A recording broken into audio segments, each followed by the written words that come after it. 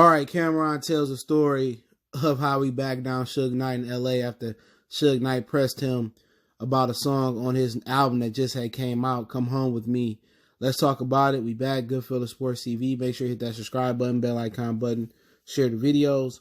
And yeah, I'll put the interview link in the description from Superstar TV Online. It was a great interview. Starts off about the 10-minute mark, him talking about Suge, but it's a great 40-minute interview. They get to talk about New York City ball legends as well, hoopers.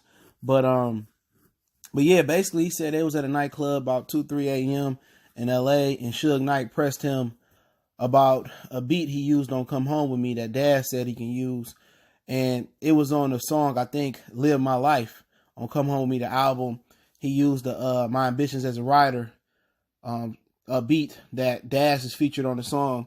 And he was, Suge was like, well, you owe me some money. And Cam was like, what you mean I owe you some money?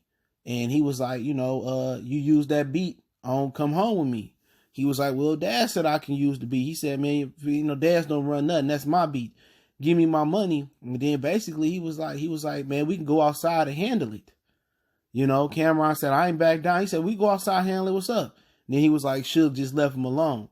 You know what I'm saying? And everything was good. He was like, if he wanted to chop numbers and he wanted to talk business, he said he could have hit my phone the next day and we could have handled it. And basically we could have made the situation right. But, basically he seemed like he wanted to take it there with Cam. And Cam basically was like, Suge was just, giving him the faith test, seeing if he was a punk. Now, if you watch it like Straight Outta Compton, he go to the Eazy-E and the Suge Knight scene where they was beating him up. And, that's kind of has some validity to it as far as the actual scene where, gangsters in the game, know that some of these rappers are pretenders. Not saying the Eazy was a pretender or that actual scene happened, but at the end of the day, you want to give people the faith test and to see if they real or not. And Cam was like, well, what you want to do about it? And Suge was basically like, all right, he cool. And it probably wasn't even about the money. He just wanted to see if Cam was really about it.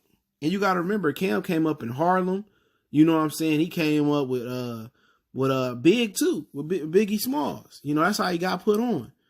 But, at the end of the day, how Suge was. And some people would have folded and probably went in their pocket or ran and gave Suge their money. I remember the time Jamie Foxx told the story about how some dudes showed up to Excuse My Hands video shoot looking to press Plies when Plies was talking all that gangster stuff.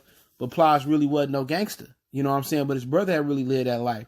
So you got a lot of studio gangsters because you got guys out here talking about they getting it for 75 and they did this in the street. And if you rapping about everything you done, you would be like that dude that got caught in Indiana rapping about the crime scene. You would be in jail. The feds is just as puzzled as anybody talking about this dude wasn't selling no drugs. I mean, we've been in Atlanta, we've been in Texas for this long. Yeah, man. So in the rap game, I guess Suge wanted to see if they was real or not, or see if they was gonna punk out. They was talking about when Suge came and tried to run 50 Cent and them off the video shooting. 50 Cent and them grabbed their guns and didn't let Suge punk them or nothing like that. So, at the end of the day, Cameron got some great stories, man. He told the real story as well a few years ago. I think about a bit old. I don't know if it was This Is 50. It was another one.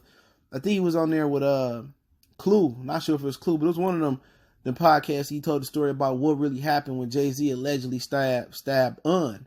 And if you listen to Ether, Nas was like, your man stabbed Un and make you take the blame. You know what I'm saying? And basically Un was cool with Big, and it was said that, Un had leaked Jay-Z album. I think it was a Hard Knocks Volume 2, and that's why Jay-Z allegedly stabbed Un or whatever. But Cameron came out and said it was over a chick. It was over Charlie Baltimore. You know what I'm saying? And the Big was like messing with Charlie, and Jay-Z was trying to backdoor Big with Charlie Baltimore. And you see that a lot with Jay-Z. You hear Dame talk about Aaliyah and stuff of that nature. You dig a little bit deeper in Jay-Z legacy. Jay-Z stabbed a lot of dudes in the back. I remember Beanie Siegel was in court and they was going to release Beanie Siegel to Jay-Z custody, and Jay-Z basically said, no, I ain't responsible for no grown man. Cam even got one where, if you follow my Instagram page, you scroll down, you will see it where he was, he said that Kanye West was rapping for Jay and Jay wasn't trying to pay him no attention. So, he got a lot of little stories. And Cam, one of my favorite rappers coming up, man. Definitely, it's acquired taste for some people, but definitely one of my faves. But that was a nice little story he told about Suge, and he was like, I ain't trying to say it because he in jail. That's the first thing people gonna say. Well, Suge in jail, everybody got a story and everybody tough, but he ain't saying it in that manner. So check it out. I linked the interview in the description on the source link. It started at the 10-minute mark. Let me know what you guys think, and don't forget he got that album Purple Haze 2 out. I heard it's good. I'm gonna take a listen to it in my workout the next couple days. But hey, appreciate the love, support. Don't forget to check out our music entertainment playlist. Don't forget we on Facebook, Instagram, Twitter. Reach out to the email if you have a business question, inquiry, sponsorship, or video request. Keep sharing the videos. Want to make a donation to the channel? That link's in the description. And also, I left the interview in the description on the source link, so check it out. The Suge part started at 10 p.m. I mean, the 10-minute mark. Appreciate the love, support. Keep sharing the videos, and I'm trying to watch the national championship at the same time. But I appreciate the love, support, man. One time for the one time. Goodfellas Sports TV. We gone.